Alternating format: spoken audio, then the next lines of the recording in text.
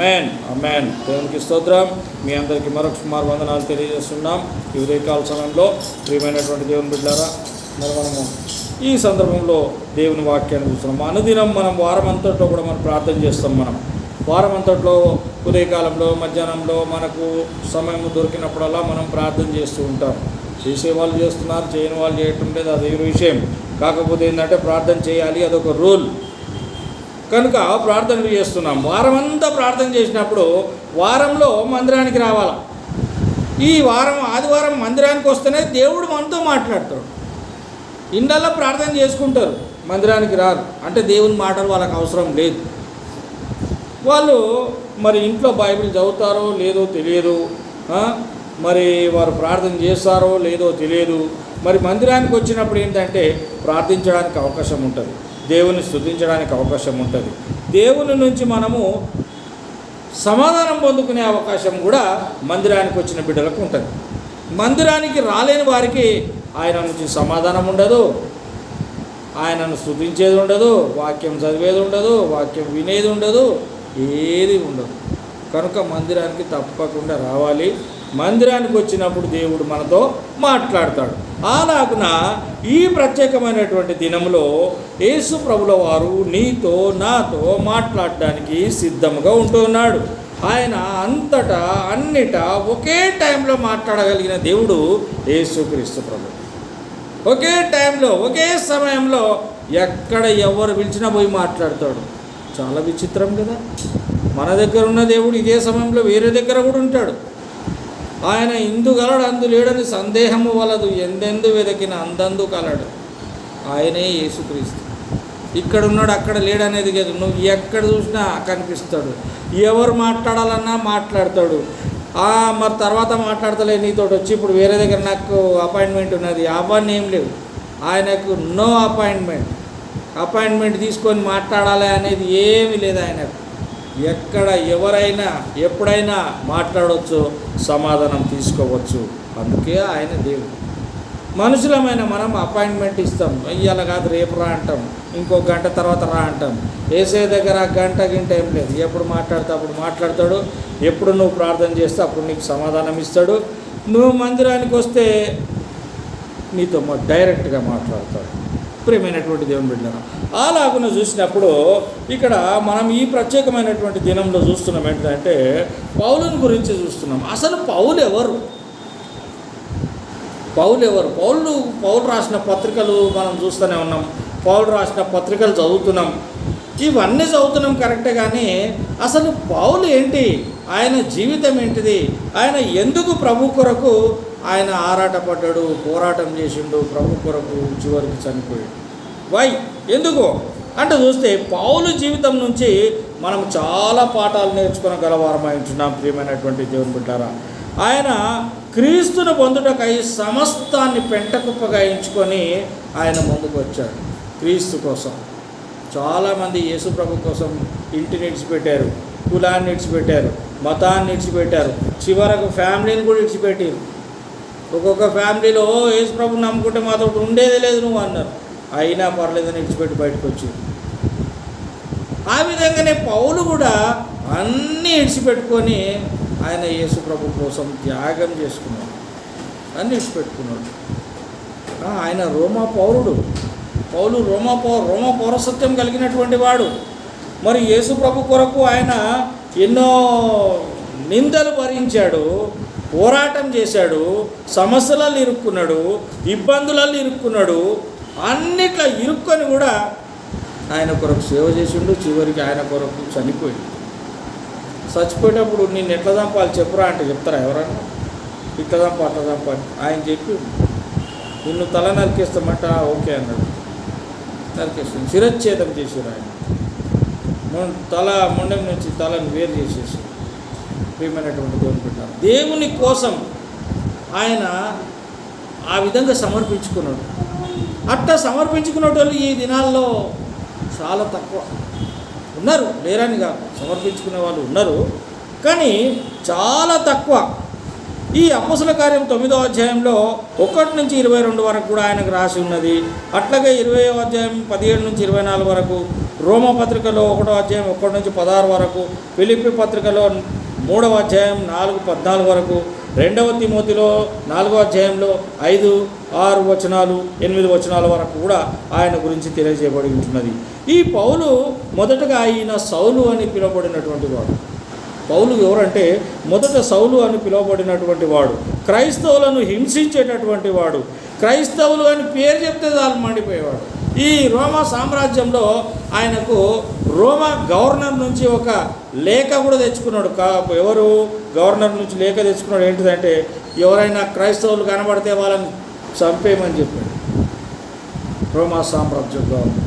ఆ విధంగా ఆయన ఒక లెటర్ అంటే ఒక పర్మిషన్ తీసుకొని వచ్చిండు. ఈ సౌలే పౌలుగా మారి సువార్త సేవ చేశాడు. ఆయన జీవితము మార్పు, విశ్వాసం, త్యాగం, ప్రార్థన, పరిచర్య, బాధలలో స్థిరత్వం, చివరి వరకు నమ్మకత్వంలో ఉన్నటువంటి వాడు పౌలు. ఎక్కడెక్కడ ఉన్నాడు ఆయన? జీవితాన్ని మార్చుకున్నాడు. సౌలు పౌలుగా మారాడు. మారిన తర్వాత విశ్వాసంలో బలంగా ఉన్నాడు, త్యాగంలో ఉన్నాడు, ప్రార్థనలో ఉన్నాడు, పరిచర్యలో ఉన్నాడు, బాధలలో కూడా ఉన్నాడు. ఈ అన్ని విషయాలు మనం ఒక్కసారి ఆలోచించుకోవాలి. మనం విశ్వాసంలో ఉన్నామా? దేవుని కొరకు త్యాగం చేస్తున్నామా? మనం ప్రార్థనా పరులమా? మనం దేవుని పరిచర్య ఏమైనా చేస్తున్నామా? లేకపోతే ఆయన కొరకు ఏమైనా బాధలు అనుభవిస్తున్నామా? ఒకసారి చూసుకోవాలి. ఏం లేదు, మనం ఏం అనుభవించటం లేదు. నువ్వు అనుభవించకపోయినా కనీసం విశ్వాసమన్నా కలిగి ఉండు, విశ్వాసమన్నా కలిగి ఉండాలి.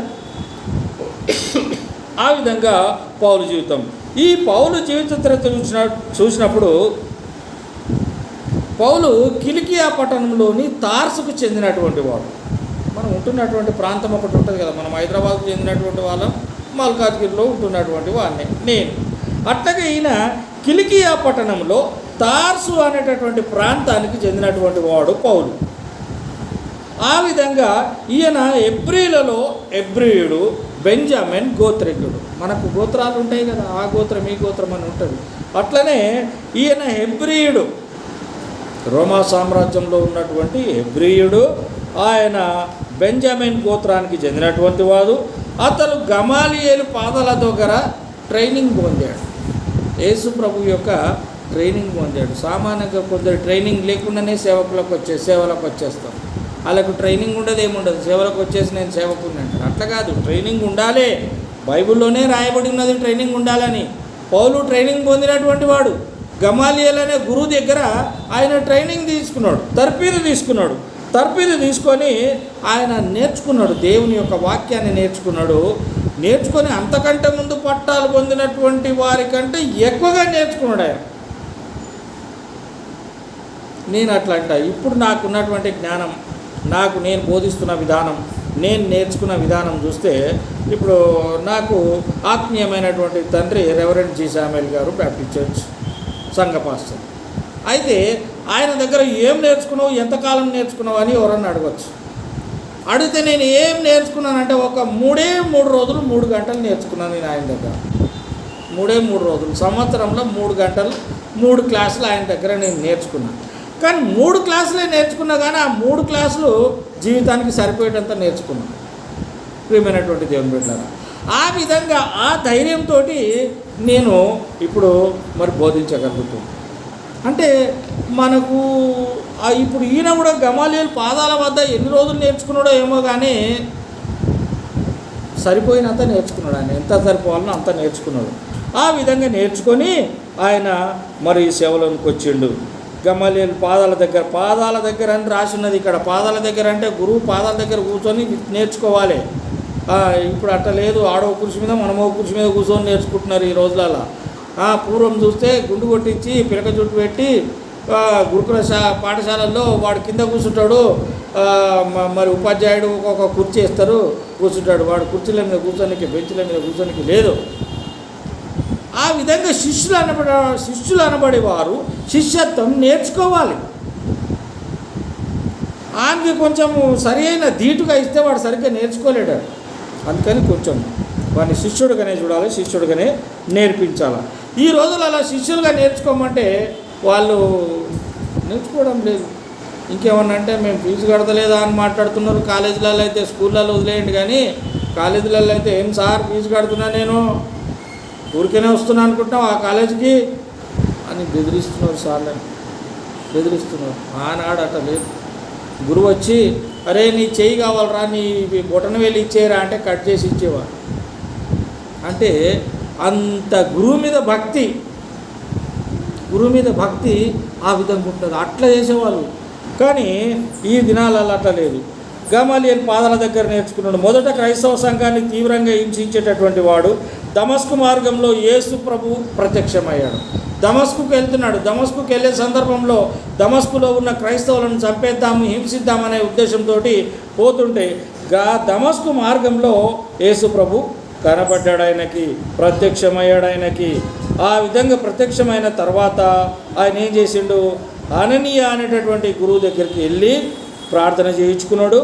ఆ దమస్కు మార్గంలో పోయినటువంటి కళ్ళు ఏవైతే దేవుని చూసినా, అంటే సూర్యుని చూసిన కళ్ళు పోతాయి మనకి, అట్లాగే దేవుణ్ణి చూస్తే కూడా నేను చూస్తా అంటారు చాలామంది. నీకు కనబడ్డాడు ఆ దేవుడు, నాకు చూపి. సరే చూస్తే చచ్చిపోతావురా బాబు నువ్వు. ఆయన సృష్టించిన సూర్యుని చూడలేవు నువ్వు. సూర్యుని చూడడానికే నీకు చేత కానప్పుడు నువ్వు ఆయనని ఎట్లా చూస్తావు? ఆయన ఇంకా ఎన్నో వేలటువంటి స్పీడోమీటర్లో ఆ కిరణాలు ఉంటాయి. అంత కిరణాలు నువ్వు తట్టుకోలేవు. కనుక అననీయ ద్వారా పోయి ఆయన ప్రార్థన చేయించుకొని మళ్ళీ తిరిగి చూపు తెచ్చుకున్నాడు అననీయ ద్వారా. ఆ విధంగా తర్వాత వెంటనే యేసు దేవుని కుమారుడని ప్రకటించడం జరిగింది. అంటే ఆ గమాలియేలు దగ్గర నేర్చుకున్నాడు, అననీయ దగ్గర ప్రార్థన చేసుకున్నాడు. ఆ తర్వాత ఆయనకు ఈయన దేవుని బిడ్డ అనేటటువంటి ఒక తీర్మానం వచ్చింది. పరిశుద్ధాత్మతోటి నడిచి అనేక సువార్త ప్రయాణాలు చేశాడు. ఆయన పరిశుద్ధాత్మతోటి నడిచి అనేక సువార్త ప్రయాణాలు చేశాడు. అనేక సంఘాలను స్థాపించాడు. అనేక మంది విశ్వాసులను స్థాపించాడు. విశ్వాసులను బలపరిచాడు. ప్రియమైనటువంటి దేవుని బిడ్డలారా, పౌలు ఎవరు అంటే ఇలాంటి వాడు పౌలు అంటే సామాన్యమైనటువంటి వ్యక్తి కాదు.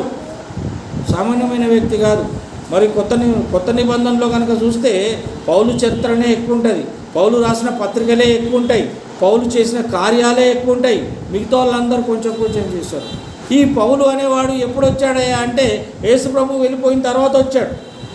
యేసుప్రభు శిష్యులలో ఒక శిష్యుడు కాదీన. ఆయన నేర్చుకొని, ఆయన తర్ఫీదు పొంది, యేసు దర్శనము పొంది సేవలోనికి వచ్చాడు. మరి యేసుప్రభు ఉన్నప్పుడు ఉన్నాడా? లేడు. మరి యేసుప్రభువును చూశాడు. అదెట్లా? మరి యేసుప్రభు భక్తుడు అయ్యాడు. యేసుప్రభువులో విశ్వాసం ఉంచాడు. ఆయన యందు విశ్వాసాన్ని బలపరుచుకున్నాడు.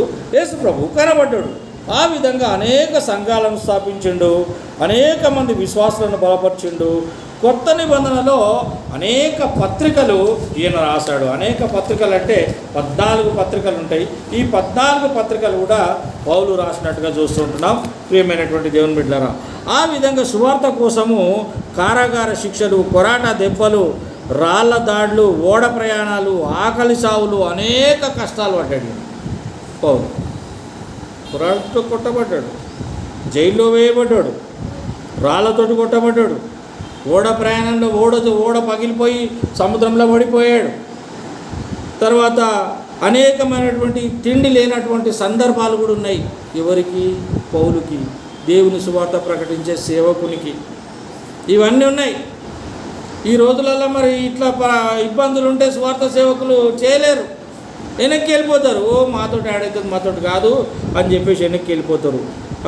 మరి ఈ దినంలో ఎట్లాగంటే ఇప్పుడు సంఘాలలో ఉన్న పాస్టర్లకు కూడా ఏ విధంగా ఉందంటే బోధకులకి అన్ని అవసరాలు కావాలా. బండ్లు కావాలా, బండ్ల పెట్రోల్ కావాలా, ఫోన్ కావాలా, కార్లు కావాలా, బయట తిరగడానికి, బయట మీటింగ్లు పెట్టడానికి ఖర్చులు కావాలా.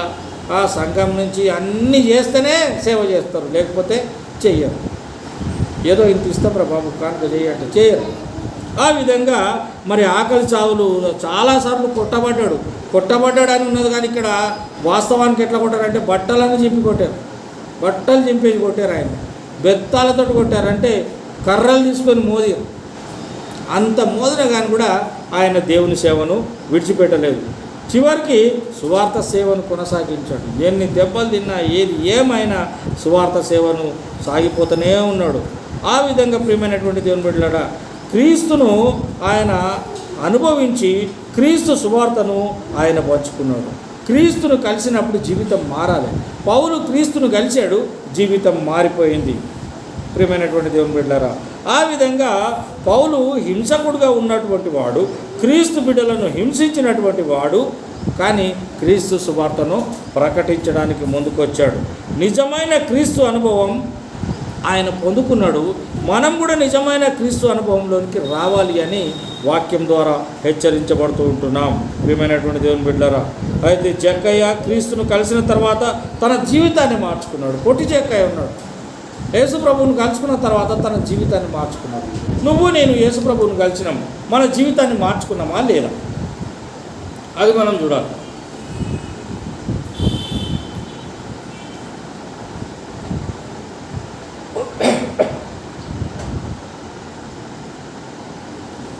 యేసు ప్రభువుని కలుసుకున్న తర్వాత మన జీవితము మారాలి. జక్కయ్య యేసు ప్రభువుని కలుసుకున్నాడు, జీవితం మారిపోయింది.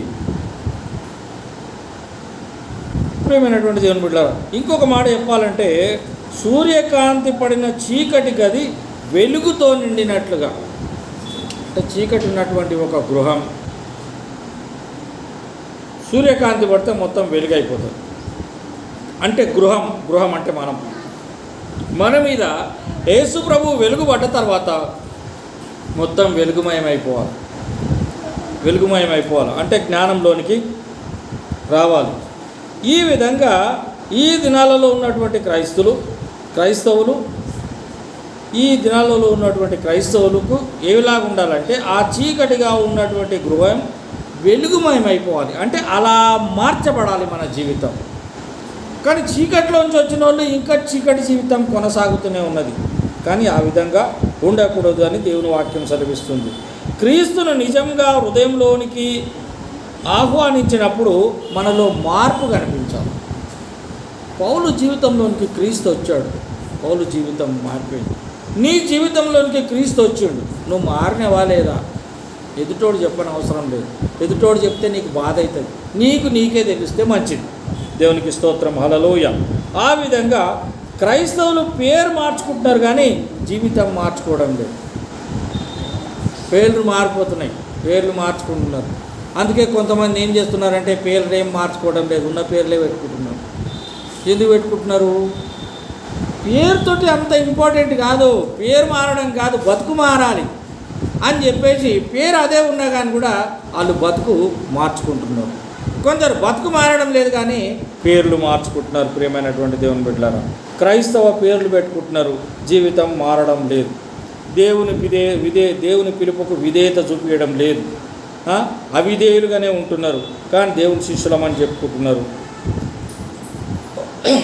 దేవుడి దగ్గరికి వచ్చినప్పుడు ప్రభువా నేను ఏం చేయవలెను అని ప్రశ్నించాలి.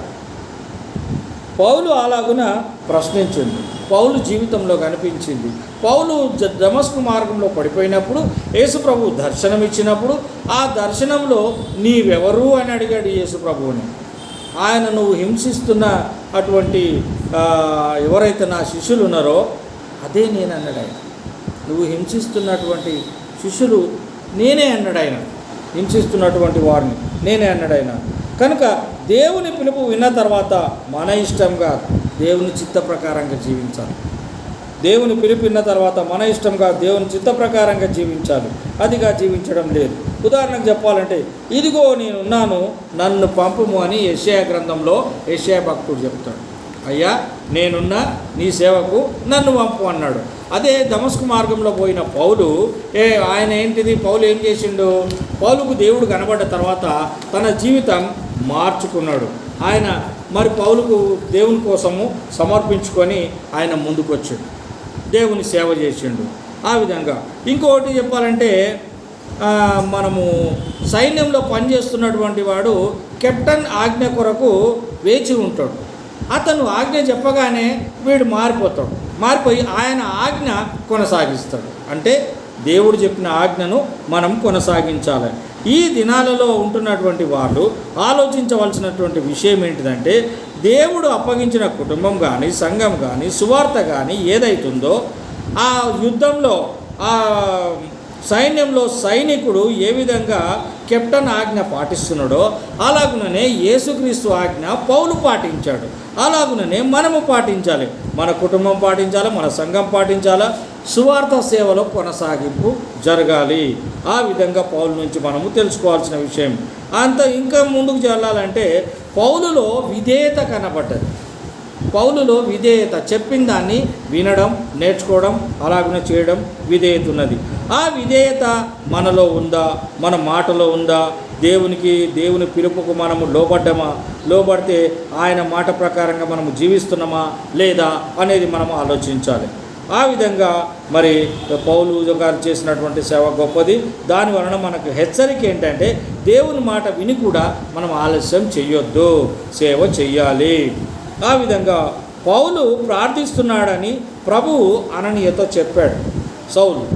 సౌలు ప్రార్థన అననీయతో చెప్పినప్పుడు ఆ అననీయ దగ్గర సౌలు వెళ్ళినప్పుడు ప్రార్థన చేసినప్పుడు ఆయనకు పోయిన కనులు తిరిగి వచ్చాయి, పోయిన కంటి చూపు తిరిగి వచ్చింది. ప్రియమైనటువంటి దేవుని బిడ్డలారా, ఆ విధంగా చూసినప్పుడు యేసు కూడా ఒంటరిగా ప్రార్థించాడు.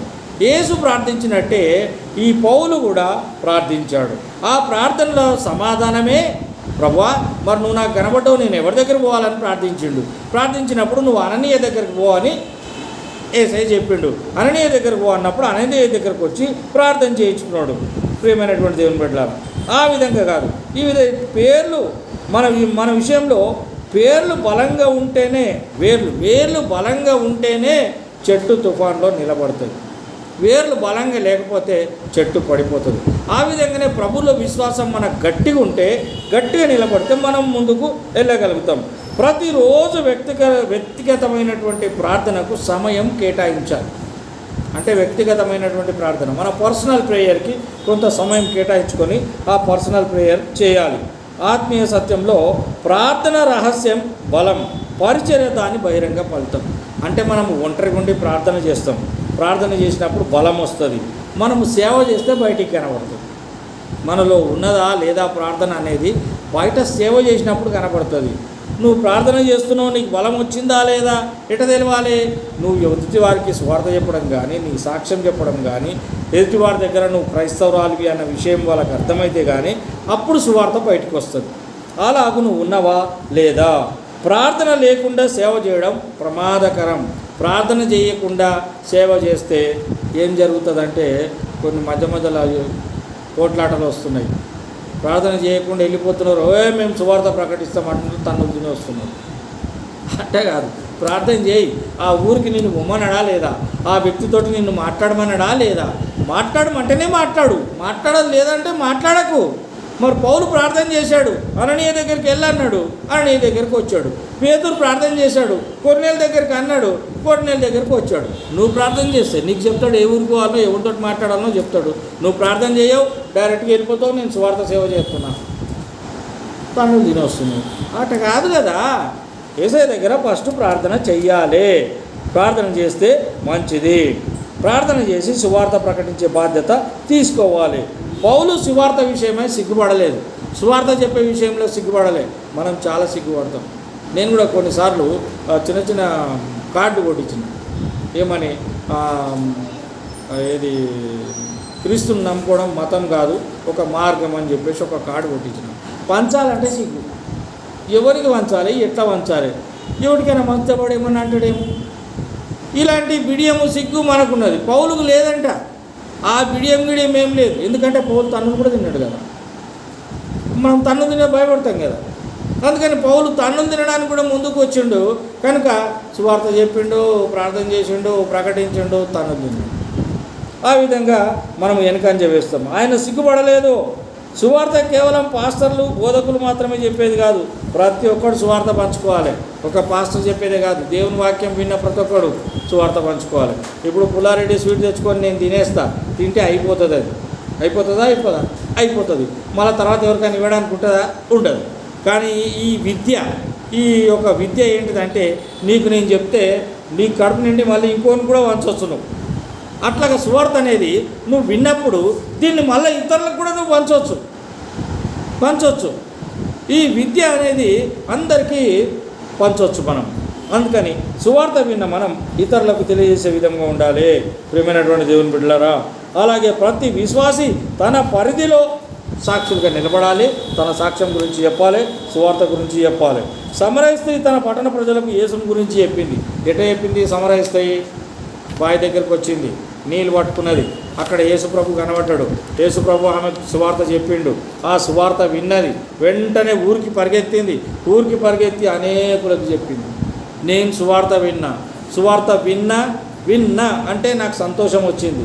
నా సంతోషం మీకు రావాలంటే మీరు కూడా సువార్త రండి అని చెప్పి పిలుచుకొచ్చింది ప్రియమైనటువంటి దేవుని బిడ్డలారా. ఆ విధంగా పౌలు జీవితంలో జరిగినటువంటి సంఘటనలు ఆయన ఉదాహరణ రూపకంగా మరి ఈ యొక్క సమరయ స్త్రీని కూడా చూపిస్తూ ఉంటున్నాడు. వెలుగు కలిగినటువంటి దీపం తన వెలుగు దాచుకోదు. చదువు వచ్చినోడు చదువు దాచుకోవద్దు. ఎప్పుడైనా కానీ నేర్చుకున్నోడు దాచుకోవద్దు, ఇతరులకు చెప్పాలి. అట్లాగే దీపం వెలుగు తీసుకుంటుంది. ఆ వెలుగు తను దాచుకోదు, ఇతరులకు ఆ వెలుగులో నడిపిస్తుంది అది. అందుకే అంటాడు ఆయన, వాక్యము నా పాదములకు దీపము అన్నాడు. వాక్యం నీ పాదములకు దీపమైనప్పుడు నీకే కాదు పక్కలకు కూడా వెలిగిస్తుంది. నీ పక్కన ఎవడన్నా నడుస్తున్నాడు అనుకో, వానికి కూడా వెలిగే. నువ్వు టార్చ్ లైట్ పట్టుకొని పోతున్నావు, నీ పక్కన నీ టార్చ్ లైట్ నడుస్తారు వాళ్ళు కూడా. అట్లాగే వాక్యం నీ పాదములకు దీపం అంటే నీకే వెలుగు కాదు, వాక్యం పక్కను కూడా వెలిగే, వాడిని కూడా తీసుకొని నువ్వు పోవచ్చు. కనుక వెలిగినటువంటి దీపం తనకు చుట్టుపక్కల అందరికి వెలిగిస్తుంది. కనుక మనము అది దాచుకోదు. కనుక మనం కూడా విద్యను దాచుకోవడానికి లేదు. విద్యను ఎవరికొరకు చెప్తుంటే మళ్ళా మనకు పెరుగుతూ ఉంటుంది. నేను అనుకుంటున్నా, నేను డిగ్రీ చదివేటప్పుడు ఆ కాలేజీలో మా ఎకనామికల్ టీచర్ వచ్చేవాడు. ఎకనామికల్ లెక్చరర్ వచ్చి ఆయన చెప్తుంటే ఆయన ఏమన్నాడు, తీయండి పెన్నులు పేపర్లు తీయండి అన్నాడు. నోట్బుక్లు తీసాము, చాప్టర్తో సహా ఎక్సర్సైజు ఏంది, టైటిల్, చాప్టరు, అండ్ ఎక్కడ ఏ వచనం ఉందో ఏ పారాగ్రాఫు నోటికే చెప్పేస్తున్నాడు ఆయన. ఆశ్చర్యపోయినా నేను, ఏం చెప్తుంటా. ఒక్కరోజు అంటే చెప్పిండు, 2 రోజులు అంటే చెప్పిండు. బుక్కే తీసుకొని రాడు ఆయన. అసలు విచిత్రం. పుస్తకం పట్టుకునే రాడు, వస్తాడు పలానా చాప్టర్ తీయండి అంటాడు. కరెక్ట్ ఉండదు పలానా చాప్టర్. ఎందుకట్ట చెప్పబడింది అంటే ఆయన పంచుతా ఉన్నాడు. రోజు పంచి ఆయనకు బైహాడ్ అయిపోయింది. ఈ లెక్చరర్లకు టీచర్లకు ఏంటంటే చెప్పిన పాఠం మళ్ళీ చెప్తుంటారు కాబట్టి అది బాగా బైహాడ్ అయిపోతుంది వాళ్ళకి. బైహాడ్ అయిపోయి బుక్ అవసరమే లేదు, డైరెక్ట్ నోటికే చెప్పేస్తారు. ఆ విధంగా మన సువార్త కూడా అట్ట కావాలని చెప్పబడుతూ ఉంటున్నది. ఆ విధంగా మనుషుల భయంతో మన సాక్ష్యాన్ని దాచొద్దు, దేవుని వాక్యాన్ని దాచొద్దు. అది హెచ్చరిక. బాధలలో విశ్వాసం విడిచిపెట్టకూడదు. మన బాధలు ఉంటాయి, ఎన్నో ఉంటాయి. విశ్వాసాన్ని విడిచిపెట్టి దేవుడు నాకేం చేస్తలేడు వెనక్కి పోతాడు. నో, అట్లా వెనక్కి పోవడానికి లేదు, ముందుకే పోవాలి. పౌలు అనేక బాధలు అనుభవించాడు. కొట్టబడ్డాడు, తిట్టబడ్డాడు, తన్నులు తిన్నాడు, బెత్తాలతోటి కొట్టబడ్డాడు. అయినా సువార్తను దాచలేదు. ఆయన చెప్తూనే ఉన్నాడు. దేవుని సేవలో కష్టాలు రావడం అనేకం వస్తాయి, కానీ పాటించుకోవడానికి వీల్లేదు. దేవుని సేవ అంటే సేవకులే అనుకుంటారేమో. దేవుని సేవ అంటే విశ్వాసులు కూడా ఎవరికైనా చెప్పంటే పాస్టర్ చెప్తాడులే మనకెందుకులే అని సప్దా కోరుకుంటాడు. అట్ట కాదు, నువ్వు కూడా చెప్పాలి. ఆ పాస్టర్ చెప్తే తన్నులు తింటాడు, నేను ఎందుకు చెప్పాలి? ఎందుకు తన్నులు తినాలి? తన్ను తినేటట్టు ఎందుకు చెప్తావు? చక్కగా చెప్పరాదు, చక్కగా చెప్పు. అక్కడ వ్యతిరేకత ఎక్కువగా ఉన్నది కనుక పౌలు వ్యతిరేకులను కూడా ఎదుర్కొన్నాడు ఆయన. నువ్వు కూడా వ్యతిరేకులను ఎదుర్కోవాలనుకుంటే తన్నులు తిను. అవసరం లేదు వ్యతిరేకులతో నేను తన్నులు తినానంటే చెప్పే పద్ధతి చెప్పుకో. మార్గాలు చాలా ఉన్నాయి, చెప్పే విధానం ఉంటుంది. కనుక నువ్వు ఏ విధంగానైనా చెప్పవచ్చు. కష్టాలు ఉంటాయి, సేవలో ఉన్నా కానీ కూడా వాటిని లెక్క చేయడానికి లేదు. యోబుని చూసినప్పుడు యోబు తన బాధలలో దేవుని విడిచిపెట్టలేదు. యోబు బాధపడ్డాడు అనేక విషయాల్లో, కానీ విడిచిపెట్టలేదు. ఈ యోబు గురించి వీళ్ళందరి గురించి ఎందుకు చెప్తున్నాడు పౌలు అంటే, పౌలు జీవితం ఎట్లున్నదో మనకు అర్థం కావాలంటే, నా జీవితం ఇట్లున్నదంటే మీకు డైరెక్ట్ అర్థం కాదు. అందుకని వేరే వాళ్ళని చూపించి చెప్తే అర్థమవుతుంది. మరి యోబు తన జీవితంలో జరిగిందేంటిది? ఆయన చచ్చేంత వరకు కూడా, ఆయన ప్రాణం పోయేంత వరకు కూడా విశ్వాసాన్ని విడిచిపెట్టలేదు. ఆఖరికి పోయిన పానం తిరిగి కూడా వచ్చింది ఆయనకి. ఆయన మళ్ళా పోయిన వస్తువులను కూడా మళ్ళీ డబల్ వచ్చేసినాయి ఆయనకి.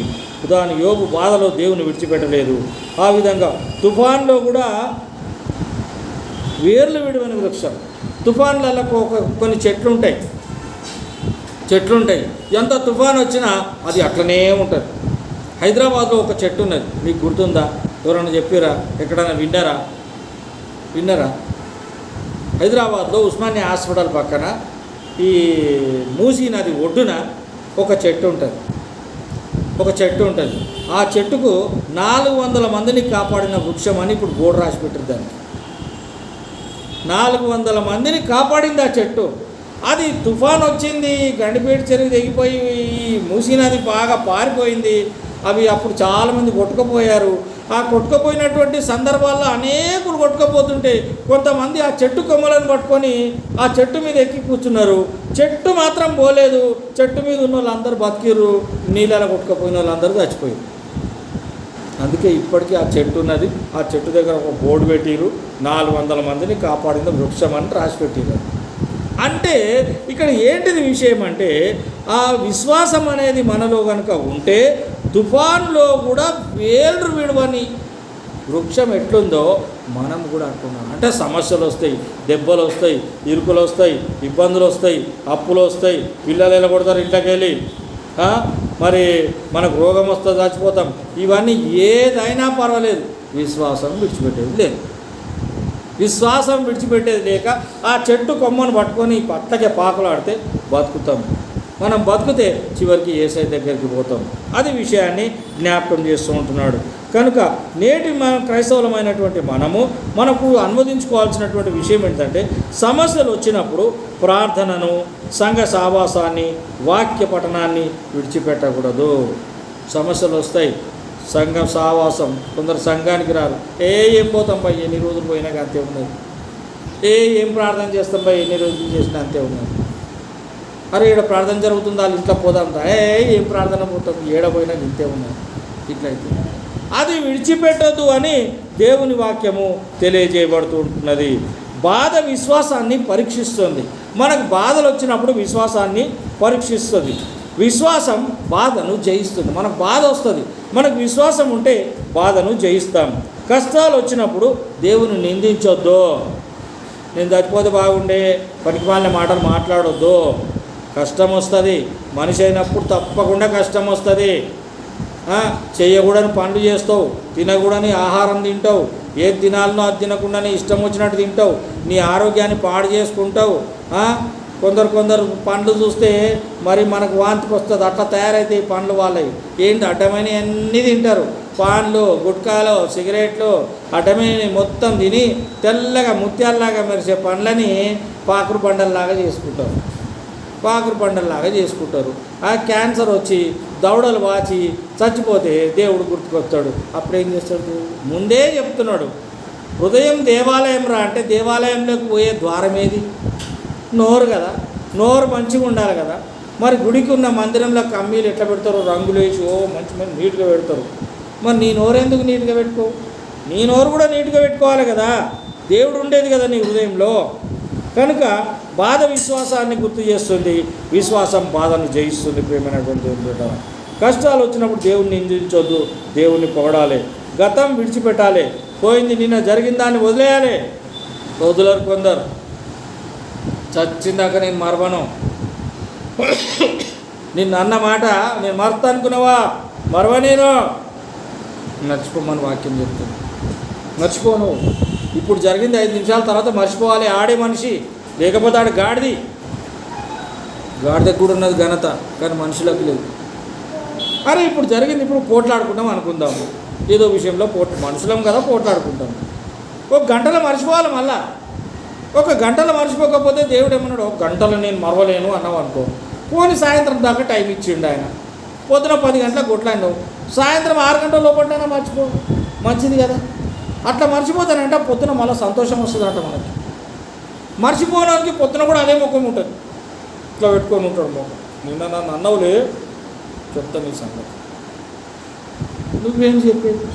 దేవుడు చెప్తాడయా, నువ్వు దేవునికి అప్ప చెప్పు. లేదు నేనే చెప్తా. చెప్పుకో, ఇద్దరు కలిసి చెప్పుకుంటే తనుకుంటారు, అట్టయితుంది ప్రేమైనటువంటి దేవుని బిడ్డారా. ఆ విధంగా చూసినప్పుడు పౌలు వెనుక ఉన్న వాటిని మర్చి ముందు ఉన్న వాటిని చూసుకుంటూ ముందుకెళ్ళాడు. వెనకే మర్చిపోయాడు, చాలామందిని చంపాడు. ఒక అందుకు చెప్పాలంటే నరహంతకుడు, అన్నీ మర్చిపోయాడు.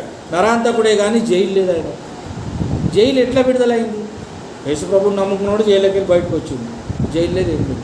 ఆ జైలు ఎందుకు లేదు అంటే వాళ్ళే కదా చంపించింది, వాళ్ళే చంపించారు కనుక. ఇప్పుడు నేనే చంపించిన అనుకో, నేనే మళ్ళీ జైలు వేస్తానా? అయ్యే కదా, అందుకనే వేయలేదు ఆయనని. కానీ లాస్ట్కు ఉన్నది ఆయనకు. ఆ విధంగా ప్రియమైనటువంటి దేవుని బిడ్డలారా, గత విజయాలు మనల్ని ఆపలేవు, గత విజయాల్ని మనల్ని ఆపకూడదు. అలాగే గత వైఫల్యాల్ని మనం బంధించకూడదు. గతంలో కొన్ని విజయాలు ఉంటాయి, అదే విజయంలో మనం పోవాలి. కానీ కొన్ని వ్యతిరేకతలు వస్తాయి, వ్యతిరేకతలు రాగానే ఆగిపోతాం. మరి గతంలో విజయం వచ్చింది నీకు, అది గుర్తు చేసుకోవా? అది గుర్తు చేసుకొని ముందుకు పోవాలి. ఇవాళ ఏదో వచ్చింది, దానికి ఆగిపోతాం. అంటే ఈరోజు వచ్చిన దాన్ని నువ్వు గుర్తుపడుతున్నావు, కానీ ఇంతకుముందు వచ్చిన వాటిని నువ్వు గుర్తుపడతలేవు. ఇంతకుముందు నువ్వు మేలు జరిగింది అని జరిగినాయి, మరి ముందుకు పోవాలి కదా, పోతలే. ఇవాళ ఒక్కటి ఏదో చిన్నది వచ్చింది, నల్లపిల్లి అడ్డం వచ్చింది, ఆగిపోతుంది. అరే మరి ఇంతకుముందు తెల్లపిల్లలు అడ్డం వచ్చినాయి కదా, అప్పుడు నడిచినావు కదా. ఇప్పుడు నల్లపిల్లి రాగానే అడ్డం అవుతుందా నీకు? నల్లపిల్లి తెల్లపిల్లి కాదు ఇక్కడ. విజయాలు ఎన్నో వచ్చినాయి నీకు, నువ్వు ముందుకు పోవాలి, ఆగిపోవద్దు ప్రియమైనటువంటి దేవుని బిడ్డలారా. లోతు భార్య వెనక్కి చూసి నష్టపోయింది, నువ్వు వెనక్కి చూడకు, నష్టపోకు, ముందుకే పో. వెనక్కి చూస్తూ పరుగువాడు గమ్యాన్ని చేరలేడు. వెనక్కి చూసుకుంటూ పోయాడు ఆడ. ఏమో ఇప్పుడు పరుగు పంజంలో మనం ముందు ఉన్నదాన్ని చూసుకుంటూ పరిగెత్తాలి, కానీ వెనకకున్నది చూసుకుంటూ పోతే ఎల్లకిల పడితే ఆ పక్కన వాళ్ళు నేను దొక్కుంటూ వెళ్ళిపోతాను. ఆ విధంగా చేయొద్దు. దేవుని దగ్గరకు వచ్చిన వాళ్ళు జాగ్రత్తగా ఉండాలని దేవుని వాక్యం ద్వారా హెచ్చరించబడుతూ ఉంటున్నాం ప్రియమైనటువంటి దేవుని బిడ్డలారా.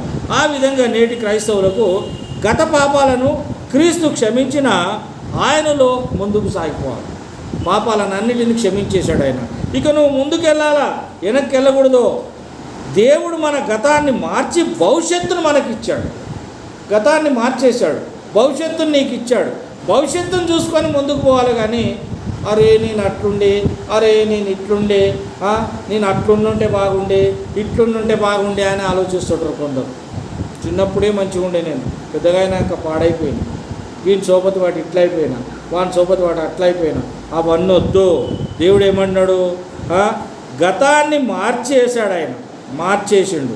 ఇప్పుడు మనం చిన్నగా ఉన్నాం, చిన్న వయసులో ఉన్నాం, మారిపోయి పెద్దగా అవుతుంటాం కదా, అంటే మారిపోతుంటాం మనం.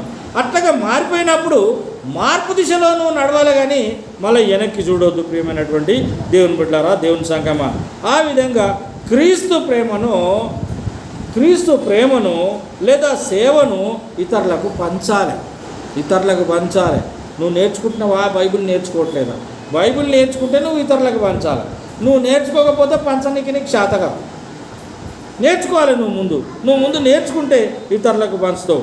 ఆ విధంగానే క్రీస్తు ప్రేమ పౌలును నడిపించింది. క్రీస్తు యొక్క ప్రేమ పౌలును నడిపించింది. మరి నిన్ను నడిపిస్తుందా? మరి నన్ను నడిపిస్తుందా? అది నువ్వు ఆలోచించాలి. క్రీస్తు ప్రేమ పౌలును నడిపించినట్టు నన్ను నడిపిస్తుందా లేదా? నిజమైనటువంటి సేవ ఎట్లుంటుందంటే, పేరు, ప్రతిష్టలు, డబ్బు, గౌరవం ఇవన్నీ కోరుకోకూడదు అంటున్నాడు. నిజమైన సేవలో పేరు కావాలి. కొందరు అంటారు, ఈ రోజులలో ఉన్నారు, పాస్టర్ వస్తున్నాడు మన దగ్గర ప్రసంగం చేయడానికి అంటే ఆయన వచ్చినప్పుడు డాక్టర్, రెవరెండ్, 22, 32 అన్నీ పెట్టి చెప్పాలి. డాక్టర్ గారు పలానా పాస్టర్ గారు అని చెప్పాలి, లేకపోతే ఆయన ఒప్పుకోడు. ఏమైనా డాక్టర్ అని చెప్పలేదు అంటాం. అంటే పేరు ప్రతిష్టలు కావాలా, కానీ నిజమైన సేవకునికి పేరు ప్రతిష్టలు లేవు. కొన్ని సంఘాలు బ్రదర్ అనే పిలిపించుకుంటారు, కొన్ని సంఘాలు పాస్టర్ అనే పిలిపించుకుంటారు, కొన్ని సంఘాలు అయితే రెవరెండు, బిషపు, రైటు, లెఫ్ట్ అన్నీ పిలిపించుకుంటారు. అవి వద్దంటున్నాడు. క్రీస్తు ప్రేమ వల్ల సువార్త ప్రకటించబడాలా. నీకు గౌరవం కాదు, క్రీస్తుకు గౌరవం రావాలి. చాలామంది దండలు వేసుకుంటారు, సేవకులు సన్మానాలు చేసుకుంటారు. దేవుని వాక్యం అంటుంది, సన్మానం నీకు కాదు, దేవునికి. నీకెందుకు సన్మానం? నువ్వు దేవుని సేవకునికా? సన్మానం అధిపతికా? అధిపతికి, అధికారికి సన్మానం, సేవకునికి ఏం సన్మానం? పనిచేసేవానికి ఏం లేదు. ఆ విధంగా యేసు తన శిష్యుల పాదాలు కడిగాడు. నువ్వెవరు పాదాలు కడుగుతావు? యేసు తన ఇవన్నీ ఎందుకంటే పౌలు జీవితంలో వచ్చినాయి ఇవన్నీ. యేసు తన శిష్యుల పాదాలు కడిగాడు. మరి నువ్వెవరు పాదాలు కడుగుతున్నావు? నేను ఒక్క సేవకుని చూసిన నా జీవితంలో. మరి ఎంతమంది సేవకులు ఉన్నారో తెలియదు, కానీ ఆయన పేరు ఏదో ఉన్నది, మర్చిపోయాను. పేరు మరవద్దు అసలు యాక్చువల్గా, ఎందుకంటే ఆ గొప్ప సేవకుడు పేరు మరవద్దు, మర్చిన పేరు ఏదో పేరున్నది. ఆయన ఒక దినం పాస్టర్ల మీటింగ్ పెట్టి పాస్టర్ల కాళ్ళన్నీ కడిగాడు. ఆయన పాస్టర్ల కాళ్ళన్నీ కడిగి టవల్తో తుడిచాడు. నేను అనుకున్నా, ఓహో, యేసు ప్రభు చేసినటువంటి కార్యక్రమము ఈయన చేస్తున్నాడు అన్నట్టుగా నాకు అర్థమైంది. ప్రియమైనటువంటి ఆ కడగడంలో ఉద్దేశం ఏంటిదంటే, అధికారి ఒక సేవకునిగా రావాలి, తగ్గింపు రావాలి. తగ్గింపు ఉన్నదంటే వాడు సేవకుడు. పోలీసు వాళ్ళు దర్జా వ్యవహరిస్తుంటారు, టూట్ అంటుంటారు. టూట్ అనొద్దు, వాడు సేవకుడు సార్ అని మాట్లాడాలి.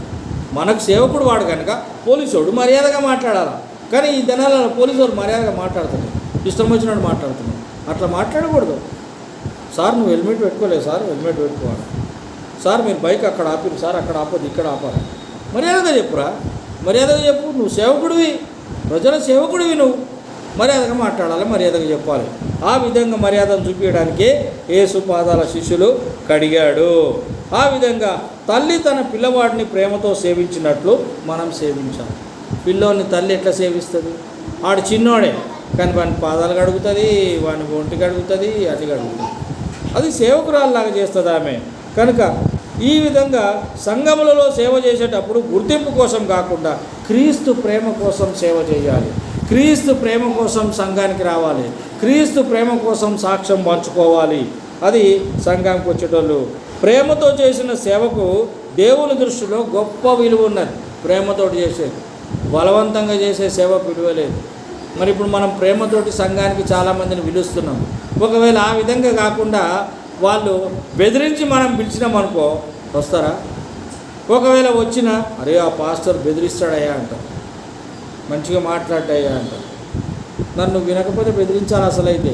కానీ ప్రేమతోటే పిలుస్తున్నాం, ప్రేమ విందు కూడా పెడుతున్నాం, ప్రేమగా మాట్లాడుతున్నాం. ప్రేమతో చేసిన సేవకు దేవుని దృష్టిలో గొప్పది. ఇలాంటి సేవను స్వార్థానికి ఉపయోగించవద్దు. ఈ సేవకును స్వార్థానికి చాలామంది ఉపయోగిస్తున్నారు. తమ సొంత డాక్టర్ని పెట్టుకొని ఇట్లా అట్లా అని చెప్పి సేవను ముందుకు నడిపిస్తున్నారు. పరిశుద్ధాత్మ నడిపింపు మనకు ఉండాలి. పరిశుద్ధాత్మ నడిపింపు లేకుండా సేవ ఉండకూడదు. పౌలు తన ప్రణాళికల కంటే పరిశుద్ధాత్మ నడిపింపుకు లోబడ్డాడు. ప్రతి మంచి ఆలోచన దేవుని చిత్తం కావాలి కనుక దేవుని చిత్తం కావాల్సిన దేవుని చిత్తానికి మనం లోబడాలి. ఆయన చిత్త ప్రకారంగా, ఆయన నడిపింపు ప్రకారంగా మనం నడవాలి అనే విషయం మనం జ్ఞాపకం చేసుకోవాలి. ఇశ్రాయేలీయులు మేఘస్తంభాన్ని అనుసరించారు. ఎక్కడ ఇశ్రాయేల్ ప్రజలు వారి యొక్క మార్గంలో వారు కనానుకు వెళ్తుంటున్నటువంటి సందర్భాల్లో మేఘస్తంభాన్ని ఆశ్రయించారు. అనగా దేవుడిచ్చినటువంటి వెలుగులో వాళ్ళు ప్రయాణించారు. దారిని చూపించేటటువంటి దిక్చూసి మేఘస్తంభం. నీకు కూడా దారి లేకపోతే నువ్వు ప్రార్థన చేస్తే దేవుడు నీకు దారి చూపిస్తాడు. నువ్వు సిద్ధంగా ఉండాలి దారిని చూడటానికి, దేవుడు చూపించే దారిని చూడటానికి సిద్ధంగా ఉండాలి. అలాగ లేకపోతే ఆ మార్గాన్ని మనము చేరుకోలేము. కావున ముఖ్యమైన నిర్ణయాలలో ఒకటి ప్రార్థన, రెండవది వాక్యం, మూడవది పరిశుద్ధాత్మ నడిపింపు మనకు కావాలి. ఆ విధంగా ఉన్నట్టు కనుకైతే దేవుని నడిపింపు ఉంటుంది. మన సొంత జ్ఞానానికి మించింది దేవుని నడిపింపు కనుక మన ఇష్టం కాదు, దేవుని ఇష్ట ప్రకారంగా మనము సువార్తను ప్రకటించాలి, సంఘాన్ని నిర్మించాలి. సంఘం నిర్మించాలంటే బిల్డింగ్ కాదు, సంఘం నిర్మించాలంటే ఆత్మలను నిర్మించాలి, ఆత్మలను దగ్గరకు చేయాలి. అనేక మంది ఆత్మలను మనం సంపాదిస్తే మనము దేవుని ఆరాధించి దేవుని సన్నిధిలోనికి చేరుకుంటాం. అలాగున పౌలు జీవితంలో జరిగినటువంటి సంఘటనలను చూపిస్తూ ఇతరులను కూడా ఆయన ఉదాహరణగా చూపించాడు. మన జీవితంలో జరిగే సంఘటనలను మనము ఎవరిని ఉదాహరణగా చూపించే జీవితం మనకున్నది. ఒకవేళ నీకు అలాంటి జీవితమే ఉంటే పౌలు ఏమన్నాడంటే క్రీస్తును పోలి మీరు నడుచుకోండి అన్నాడు. అలాగే ఇక్కడ చాలా విషయాలు చెప్పాడు కదా. ఇక్కడ చాలా విషయాలు చెప్పాడు, వారిని పోలి నడుచుకోండి అని. యోబును చూపించాడు, ఇంకా చాలామందిని కూడా ఆయన చూపిస్తూ వచ్చాడు. మనం కూడా ఎవరినైనా చూపించి మన గురించి మనము చెప్పుకోవచ్చు. ఎవరు దొరక్కపోతే యేసు ప్రభువును చూపించి నువ్వు చెప్పుకోవచ్చు. అలాగ సంఘం ముందుకు నడుస్తుంది, మనకు దేవుడు ఆశీర్వదించి నడిపిస్తారు. ఈ దినాల్లో పౌలు ఎవరు అనే విషయాన్ని నేర్చుకున్నాం. ఇంకా కొంత భాగం ముందుకు నేర్చుకుందాం. అలాగే దేవుడు మనకు సాయం చేసి నడిపించును గాక. అందరు తల వంచండి, ప్రార్థన చేస్తాం.